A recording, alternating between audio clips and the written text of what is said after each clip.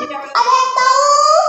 Tidak. Karena tidak melaksanakan sholat, teman-teman. Hanya 17 rakaat, 5 kali sehari semalam. Tetapi kenapa kita sangat malas? Karena kemajuan teknologi juga. Kenapa demikian? Karena semakin majunya teknologi, semakin sibuk dengan urusan dunia sehingga lupa dengan syariat. Ketika kita tidak bisa menggunakan teknologi ke hal positif atau secara teratur. Nah, teman-teman sekalian,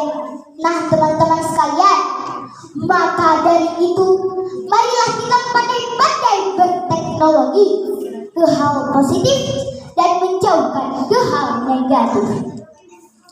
Hadirin wal hadirat rahimakumullah.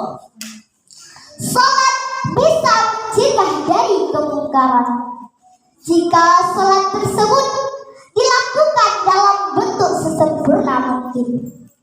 Ternyata kita dapati bahwa hati kita tidaklah berubah dan tidak benci pada perbuatan fahisyah atau mungkar.